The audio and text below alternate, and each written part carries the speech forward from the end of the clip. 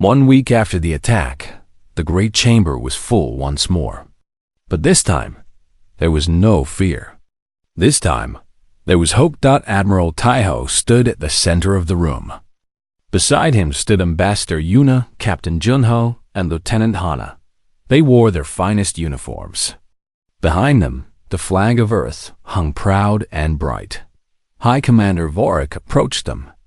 In his hands, he carried a crystal that glowed with soft blue light.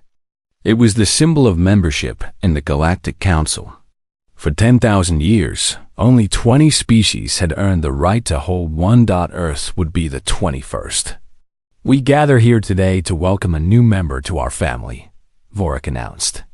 His voice echoed through the chamber.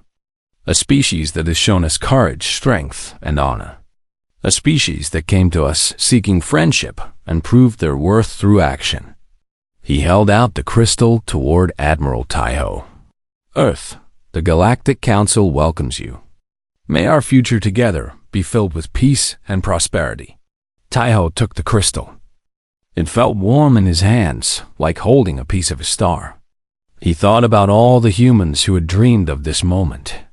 Scientists who had looked at the night sky and wondered if they were alone. Astronauts who had risked their lives to take the first steps beyond their world. Children who had grown up hoping to meet beings from distant planets. Their dreams had come true. Thank you, High Commander, Taiho said. Earth accepts this honor with humble hearts. We know we are young. We know we have much to learn. But we promise to be good partners, loyal friends, and fierce protectors of those who need protection. The chamber erupted in applause. Delegates who had once looked at the humans with fear now looked at them with respect. Some even looked at them with hope. After the ceremony, there was a celebration. Beings from across the galaxy gathered to meet the new members of the council. They asked questions about Earth. They tasted human food and drinks. They listened to human music. And slowly, the walls of fear began to crumble. Ambassador Yuna found herself talking to Elder Myra. The ancient Dromax floated beside her. Tentacles moving in what Yuna had learned was a sign of happiness. You have done something remarkable, Ambassador, Myra said. You have changed the way the galaxy sees your people. We did not change anything, Yuna replied. We simply showed who we really are. We are not conquerors. We are not destroyers. We are survivors who learned that the only way to truly live is to help others live too. A beautiful philosophy, Myra said. I hope your people can maintain it. Power has a way of changing species. Yuna nodded.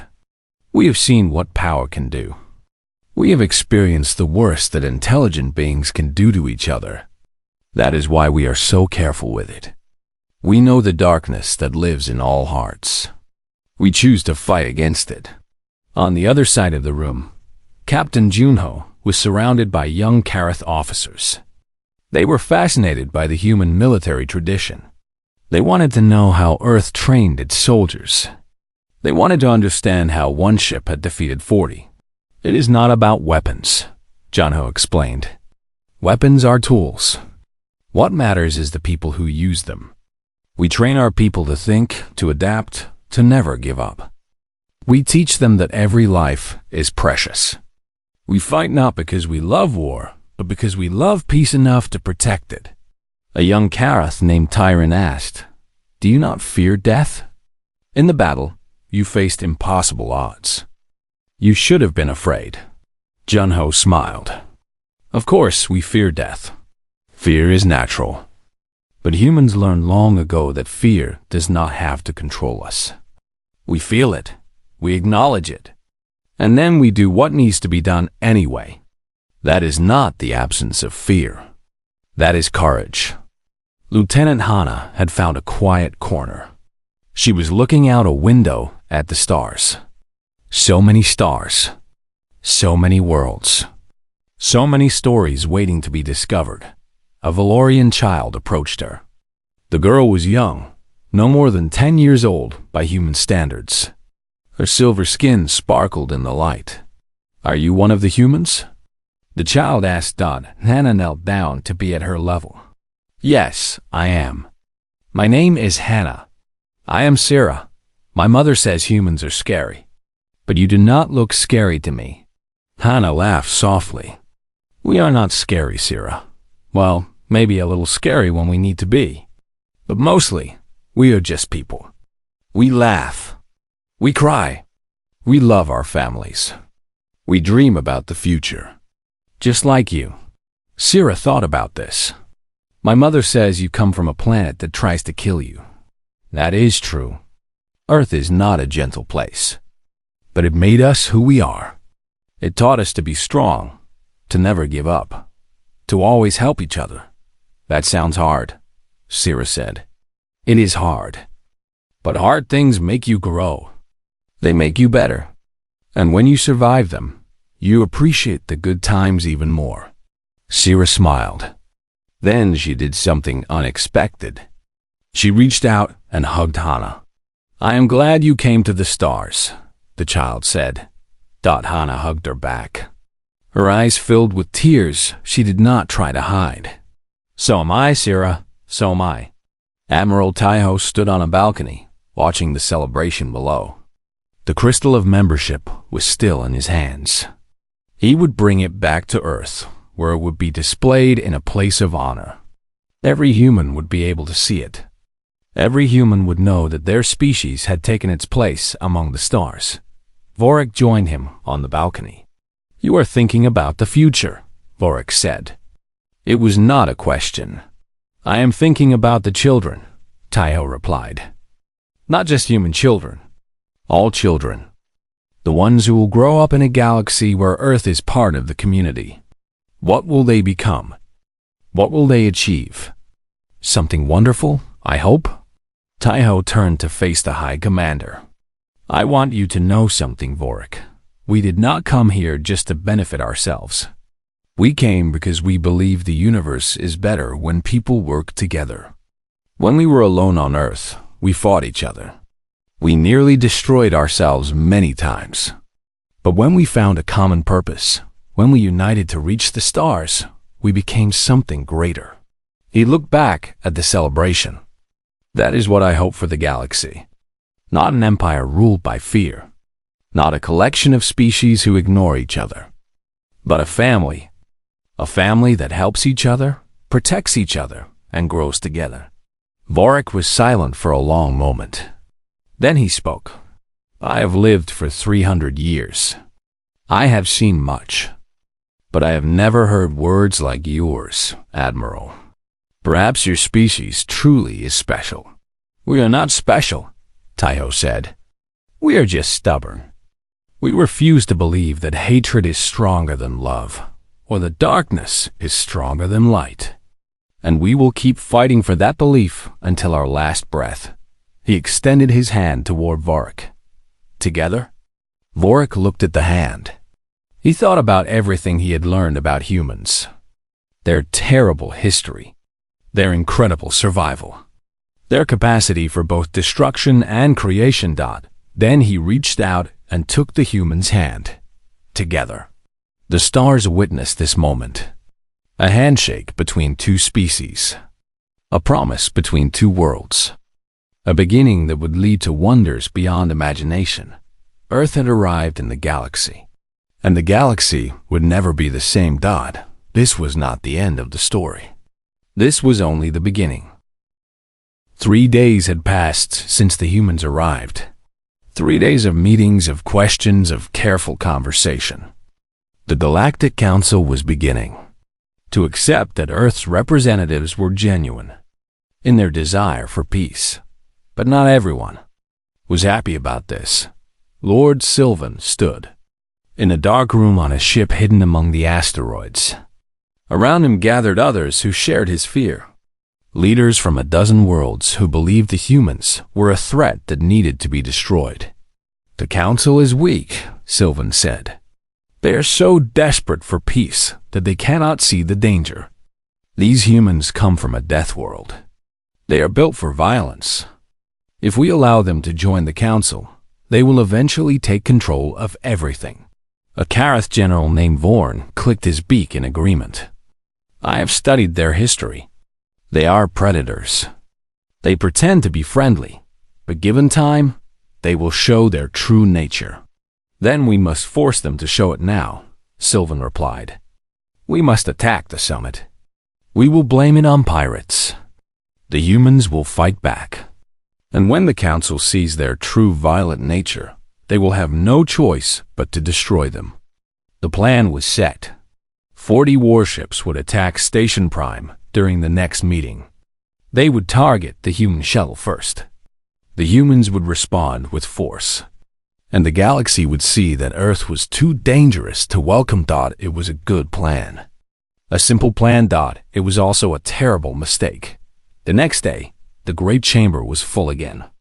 Ambassador Yuna was presenting Earth's proposal for trade agreements. The delegates listened with interest. Some were even beginning to smile at the human woman's words. No one noticed the ships approaching. Captain Junho noticed them first. He was aboard the Mongryong, watching the sensors while the Admiral attended the meeting. When he saw the fleet emerging from the asteroid field, his heart went cold. Admiral, he said into his communicator, we have a problem. Down on the station, Taiho received the message. His face did not change. He simply leaned over to whisper to Lieutenant Hana, who sat beside him as part of the security team. How many ships? Hana asked quietly. 40, Junho replied. They are coming in attack formation. Weapons are charging. Taiho stood up. Every eye in the chamber turned to him. I, Commander Vorik, he said calmly. You may want to raise your shields. You are about to be attacked. Before Vorik could respond, the first explosions rocked the station. Alarms screamed. Lights flickered. The delegates panicked, running in every direction. But the humans did not run. Admiral Taiho pressed a button on his wrist. Captain Junho, you have command. Protect the station. Protect everyone. On the Mongryong, Junho smiled. It was not a nice smile. It was the smile of a hunter who had finally found his prey. All hands, battle stations. Lieutenant Hana, join me on the bridge. It is time to show these aliens what Earth can do. Hana ran to the shuttle bay. Within minutes, she was aboard the Mongryong, taking her position at the tactical station. Her fingers danced across the controls. 40 enemy vessels confirmed, she reported. Mixed fleet. Valorian cruisers, Karath fighters, and some ships I do not recognize. They are focusing fire on the station shields. Not for long, Junho said. Bring us about. Target the largest ship first. The Mongryong moved like a living thing. Its engines roared with power that made the station sensors go blind for a moment. Within seconds, it had positioned itself between the attacking fleet and Station Prime. The enemy commander saw the human ship and laughed. One ship against 40. It was suicide. Then the Mongryong opened fire. The weapons on Earth's battleship were unlike anything the galaxy had ever seen. They did not shoot beams of light or bolts of energy. They fired something far more dangerous. Pure kinetic force, accelerated to nearly the speed of light. The first shot hit the enemy flagship. It did not damage the ship. It vaporized it. One moment, a massive Valorian cruiser hung in space. The next moment, there was nothing but dust. Silence fell across every communication channel. Even the explosions seemed to pause. Target the next ship. Junho ordered. Hana selected another target. Another shot. Another ship gone. Next. Again. Next. The enemy fleet began to panic. Ships that had come to destroy the humans now fled in every direction. But the Mongryong was faster. Its weapons reached across the void like the hand of an angry god. In 10 minutes, it was over. 40 ships reduced to 20. Then 10, then 5. The survivors ran, their engines burning at maximum power, trying desperately to escape. Junho, let them go. They will tell others what happened here. That is more valuable than their deaths. On Station Prime, the delegates stood in shocked silence. They had seen battles before. They had seen impressive weapons. But they had never seen anything like this. One ship had destroyed a fleet. One ship had saved them all. Admiral Taiho walked to where Vorik stood. The High Commander was staring at the screens, unable to speak. "We did not come here to fight," Taiho said gently. "But we will always protect those who cannot protect themselves. That is who we are. That is what Earth taught us." Vorik finally found his voice. "Who were they? Who attacked us?" "Some of your own people, I suspect. Those who feared us. Those who wanted to prove we were monsters." Taiho looked up at the screens, showing the Mongryong. The ship floated peacefully now, as if it had not just changed the course of galactic history.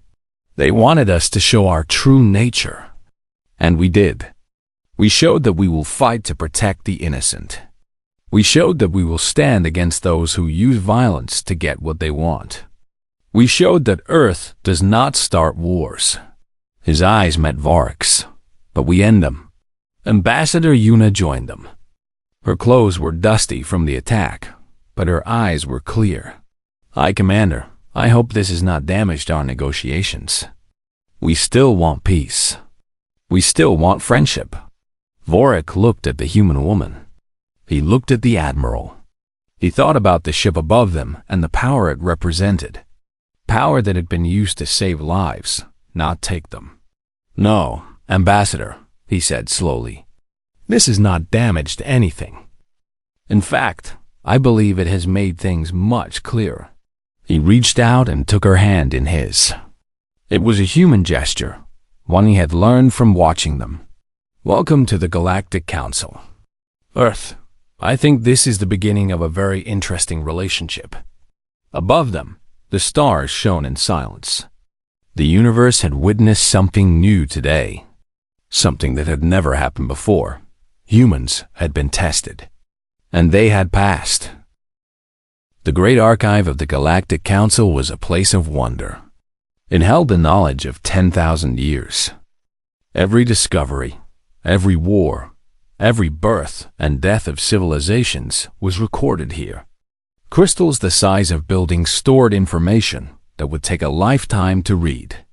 And tonight High Commander Vorik was searching through it all. He had not slept since the humans arrived. He could not sleep. Something about them bothered him. Not their weapons. Not their ship. Something deeper. Something he could not name.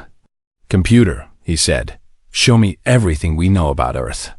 The air in front of him filled with light. Images and text floated like ghosts in the darkness. Vorik began to read. The first records were old. Very old. They came from a survey ship that had passed through Earth's solar system 8,000 years ago. The ship had scanned the third planet from the sun and immediately marked it as dangerous. "Warning," the old report said. "Planet shows signs of primitive life. Atmosphere contains high levels of toxic oxygen. Gravity exceeds safe limits by 40%. Radiation levels are dangerous. Native life forms appear aggressive. Classification: Death World. Recommendation: avoid all contact." Vorik nodded. He had seen reports like this before. Death worlds were rare but not unknown. Most intelligent species avoided them. The conditions were simply too harsh for civilized life to develop. But the humans had not just developed. They had built spaceships. They had crossed the dead zone. They had done the impossible. "Show me more recent data," Vorik commanded. The images changed. Now he saw information gathered from long-range scans over the centuries. The Council had kept a distant eye on Earth, curious about how long the primitive creatures there would last. The answer was shocking. The humans had survived everything. Ice ages that covered their world in frozen death. Plagues that killed half their population. volcanoes that blocked out their sun, asteroids that struck their planet with the force of 1,000,000 bombs. Again and again, Earth tried to destroy them. Again and again, they survived. But that was not the most disturbing part. The Council had seen species fight against their environments before. Some won, some lost. It was natural. What was not natural was what the humans did to each other. Varric watched recordings of human history.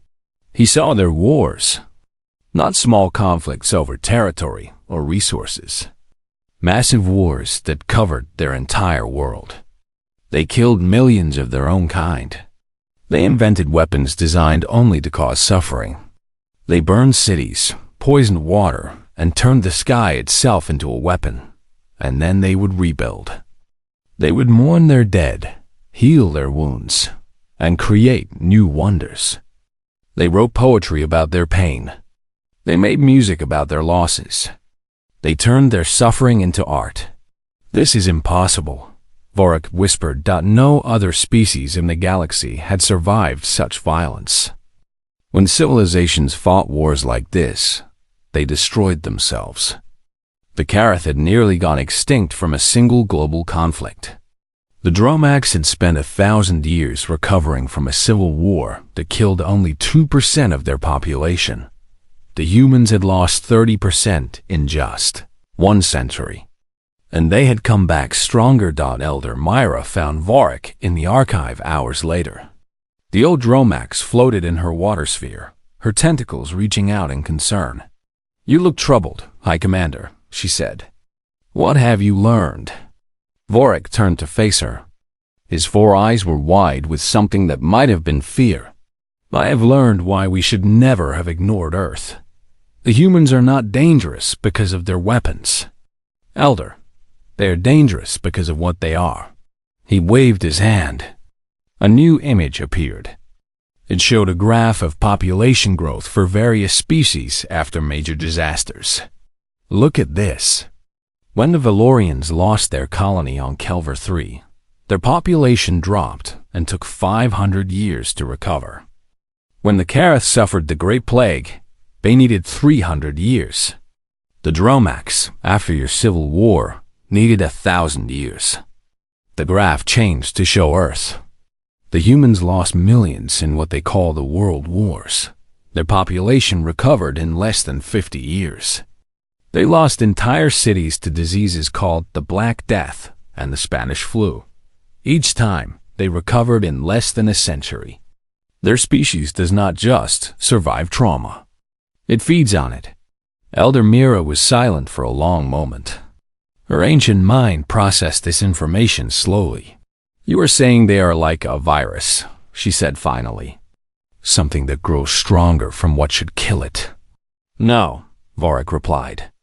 "I am saying they are something we have never seen before. Something we have no word for. They are survivors in a way that no other species can understand." He pulled up another image. This one showed the humans' technological development over time. The curve was almost vertical. 500 years ago, they were fighting with swords and riding animals.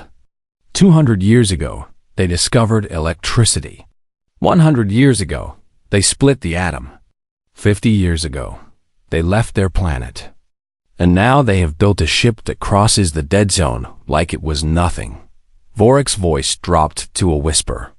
"Do you understand what this means, Elder? They are not just survivors. They are the fastest evolving species the galaxy has ever seen. Every challenge makes them smarter. Every disaster pushes them forward. They do not avoid hardship. They use it." Elder Mira floated closer. Her eyes reflected the images on the screens. "What do you propose we do, High Commander?" Varric was quiet for a long time. When he spoke, his voice was heavy with responsibility. "We cannot fight them. Our weapons might win today, but they would learn from their losses. They would adapt. They would come back with better weapons, better strategies, better everything. Within a generation, they would destroy us. Then we must be their friends," Elder Myra said. Yes, we must welcome them into the council. We must share our knowledge with them, and we must pray that their nature leads them toward peace rather than conquest. He looked at the image of Earth one last time, that small blue world that had created such remarkable and terrifying creatures. Because if the humans ever decide to take the galaxy by force, nothing in the universe will be able to stop them. The archive fell silent. In the distance, the Mongryong hung in space like a sleeping dragon. On board, the humans slept peacefully, dreaming of their families back home. They did not know that the galaxy was watching them with new eyes. They did not know that ancient beings were reconsidering everything they believed about life and survival. They only knew that they had taken the first step, and tomorrow they would take another. That was what humans did. They took steps. Forward, always forward, no matter what stood in their way. The Galactic Council Chamber was the largest room ever built. It floated in the center of a massive space station, surrounded by shields and weapons that could destroy entire fleets. For 10,000 years, the greatest leaders in the galaxy had gathered here to make decisions that shaped the lives of trillions. Today, every seat was full. High Commander Vorik stood at the center of the chamber. Around him, hundreds of delegates watched with nervous eyes. The Valorians were there, their silver skin reflecting the lights. The Dromax sat in their water tanks, their tentacles moving slowly. Picaris perched on their stands, their wings folded tight against their bodies. Every major species had sent their best representatives, and they were all afraid. The ship will arrive in 1 hour, Vorik announced. We must decide how to proceed. A Valorian delegate stood up. His name was Lord Sylvan, and he was known for his quick temper. There is nothing to decide. We should destroy them before they come any closer. They come from a death world. They are dangerous. We do not know that, another voice said. This was Eldermira of the Dromax. She was old and wise, and her words carried great weight. They have made no hostile moves. They have only sent peaceful messages. Peaceful messages from a ship covered in weapons, Lord Sylvan replied. I have seen the scans. That vessel carries enough firepower to destroy this station 10 times over. Why would peaceful beings need such power? The chamber erupted in argument. Voices rose and fell like waves in a storm. Some called for war. Some called for peace. Some called for running away and hiding. Vorik raised his hand. Silence fell instantly. We will meet them, he said. We will hear what they have to say. That is the way of the council. That has always been the way. No one argued. When the High Commander spoke, it was law. 1 hour later, the Mongryong arrived. The ship was even more impressive up close. It dwarfed the space station. It blocked out the stars behind it. And when it stopped, it did so without any sign of effort. The best council ships would have needed minutes to slow down. The Earth ship stopped in seconds. A smaller vessel detached from the Mongryong. It was a shuttle, simple and plain compared to its parent ship. It flew toward the station's docking bay with smooth precision. Ambassador Yuna sat inside the shuttle. Her heart was beating fast, but her face showed nothing. Beside her sat Captain Junho and 4 soldiers. They wore formal uniforms, not armor. Their weapons were hidden. This was supposed to be a peaceful meeting. Remember, Yuna said to her team, we are here to make friends, not enemies. Let me do the talking. Stay calm, stay polite. And whatever happens, do not show fear. The soldiers nodded. They were not afraid. They had faced worse things than aliens. They had survived Earth. The shuttle landed. The doors opened. And for the first time in history, humans stepped onto an alien space station. The welcoming party was large. Vorik stood at the front, surrounded by guards and delegates. His 4 eyes studied the humans carefully. They were smaller than he expected, softer looking. They had only 2 eyes, 2 arms, 2 legs. They seemed so simple, so fragile, but there was something in the way they walked, something in the way they held themselves. It reminded Vorik of the predators on his home world, creatures that looked harmless until they attacked. Una stepped forward. She bowed slightly, a sign of respect in human culture. "I, Commander Vorik," she said. Her voice was clear and strong. "I am Ambassador Una of Earth. We come in peace. We seek friendship and understanding." Vorik bowed in return. "Welcome to Station Prime, Ambassador. The Galactic Council is curious about your people. We have many questions, and we have many answers," Una replied. "But perhaps we should speak somewhere more comfortable. There is much to discuss." The meeting was held in a private chamber. Only the most important delegates were allowed to attend. Una sat on one side of a large table. Vorik and his advisors sat on the other. Between them, screens displayed information about Earth and its people. "Your planet is in Sector 7742, Vorik began. "Our records show that region was deemed unsuitable for life. The gravity is too strong. The atmosphere is toxic. The radiation from your sun is deadly. How did your species survive?" Una smiled. "We did not just survive, High Commander. We thrived. Earth made us strong. Every challenge made us stronger." She pressed a button. The screens changed to show images of Earth. Mountains covered in snow. Oceans filled with creatures. Deserts that burned in the day and froze at night. Forests so thick that light could not reach the ground. "Our planet has earthquakes that destroy cities," Una explained. "We rebuild. Our oceans create storms that kill thousands. We learn to predict them. Diseases have killed millions of our people throughout history. We created medicine to fight back. Everything on Earth tries to kill us, and we refuse to die." The delegates looked at each other. They had never heard anything like this. Their own planets were carefully controlled. Their environments were safe. The idea of living on a world that actively tried to kill you was impossible to imagine. Lord Sylvan leaned forward. "You speak of survival, but your ship carries weapons of terrible power. That is not survival. That is conquest." Una's eyes met his. She did not look away. "We carry weapons because we have learned a hard lesson, Lord Sylvan. When you are weak, others will destroy you. We were weak once. We fought each other for thousands of years. Millions died in our wars. But those wars taught us something important. Peace must be protected. And protection requires strength." The room was silent. Every alien in the chamber was thinking the same thing.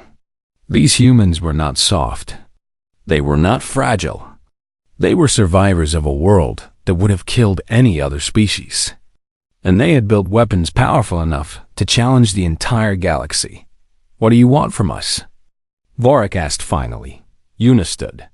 She looked around the room, meeting every pair of eyes. "We want to join your community. We want to trade. We want to share knowledge. We want to explore the stars together. Earth has been alone for too long.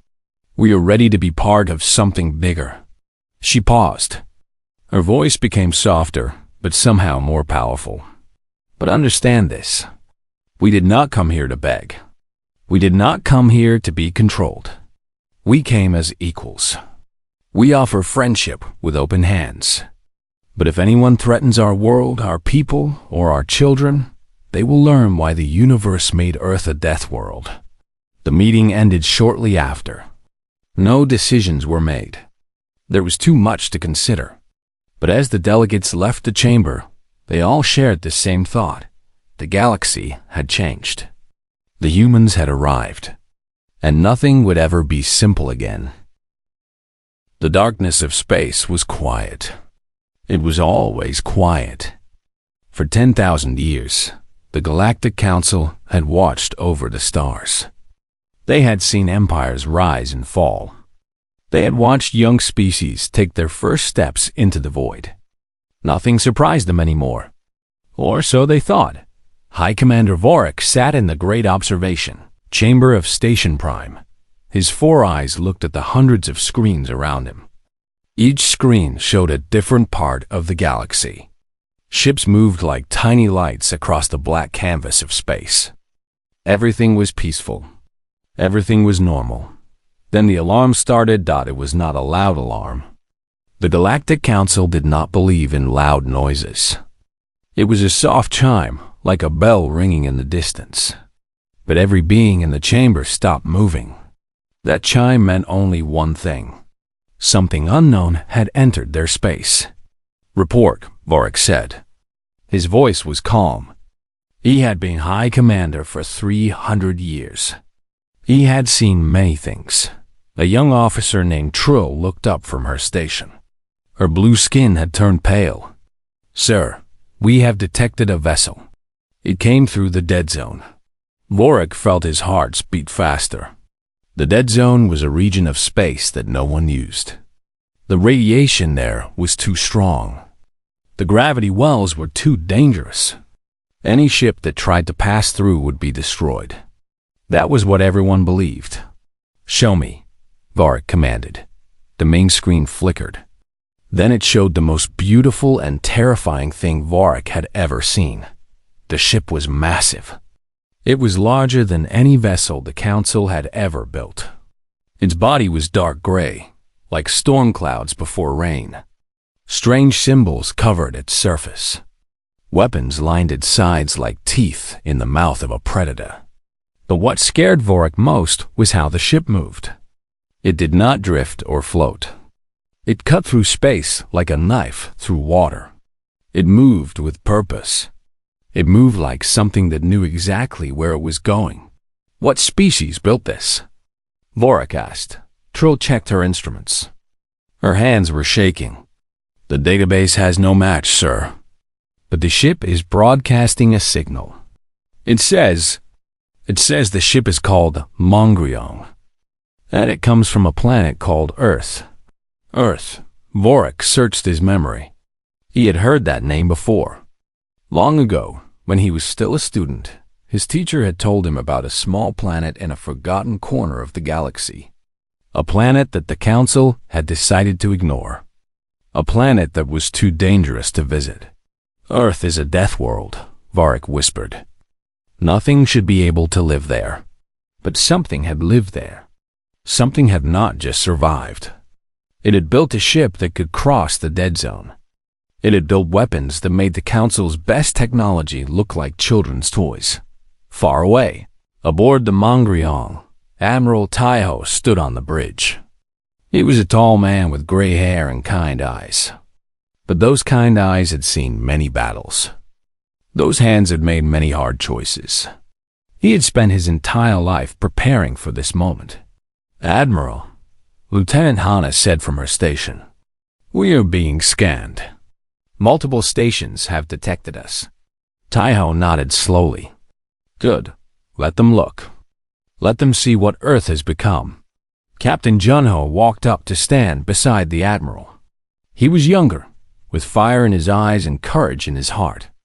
"Sir, do you think they will attack us?" Taiho smiled. It was a sad smile, full of memories. "They might. They probably should. We are the unknown, Captain, and the unknown is always frightening." The Mongryong continued its journey toward the center of the galaxy. Behind it, the dead zone grew smaller and smaller. Ahead, a million alien eyes watched with fear and wonder. On Station Prime, Vorik made a decision. He pressed a button on his chair. Within seconds, his image appeared on screens across 1,000 worlds. Every leader, every commander, every being of importance saw his face. "This is High Commander Vorik," he said. "A ship from Earth has entered our space. I am calling an emergency meeting of the Galactic Council. All members must attend. The future of our civilization may depend on it." The message ended. Across the galaxy, Beings of every shape and size began to move. Ships launched from space stations. Communication channels exploded with chatter. Fear spread like fire through dry grass. But on the Mongryong, there was only silence. The crew worked at their stations with calm focus. They had trained for years. They had dreamed of this moment since they were children. Earth had spent centuries alone, looking up at the stars and wondering what was out there. Now, they would find out. Ambassador Yuna entered the bridge. She was a small woman with sharp eyes and a sharper mind. Her job was to speak for Earth. Her job was to show the galaxy that humans were not monsters. "Admiral," she said, "I have prepared my opening statement. But I need to know something first. What do we do if they refuse to listen? What do we do if they attack?" Taiho turned to look at her. For a moment, his kind eyes became hard as stone. "Then we show them why Earth is called a death world. We show them what happens when you threaten our home." Yuna nodded. She understood. Peace was the goal. But peace without strength was just weakness with a different name. The Mongryong flew on. The stars watched in silence. Somewhere ahead, the greatest meeting in galactic history was about to begin.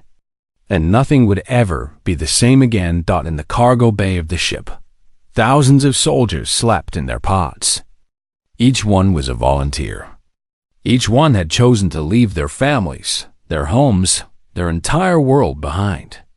They did not know if they would ever return. But they went anyway, because that was what humans did. They faced the darkness. They walked into the unknown. And they never, ever gave up. Admiral Taiho looked at the stars on his screen. Somewhere out there, beings who had never seen a human were preparing to meet them.